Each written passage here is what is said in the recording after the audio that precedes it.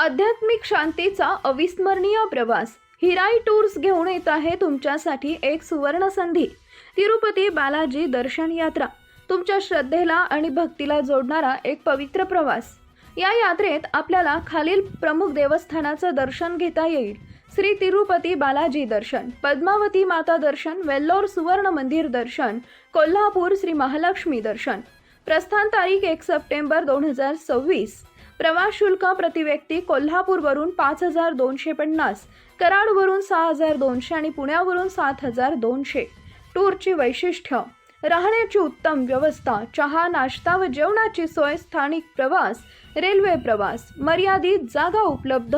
आजच आपली सीट निश्चित करा आणि या पावन यात्रेचे भागीदारी व्हा।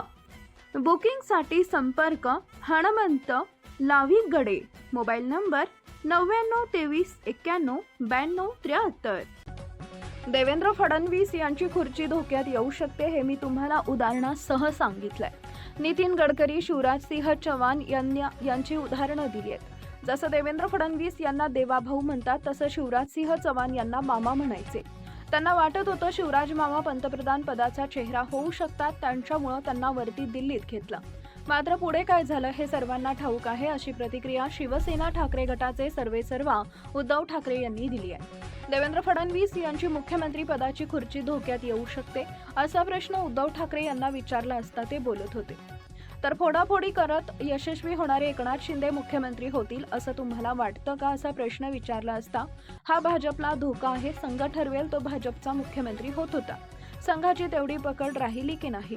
फोडाफोडी आणि गद्दारीचं राजकारण संघाला मान्य आहे का, असा प्रतिप्रश्न उद्धव ठाकरे यांनी विचारलाय।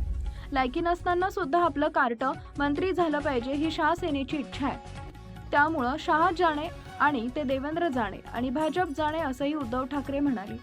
जर आता देवेंद्र फडणवीस यांनी मांडलं आणि जाहीर केलं की पंतप्रधान पदाची ते तयारी करतात, ते पक्षात राहतील का?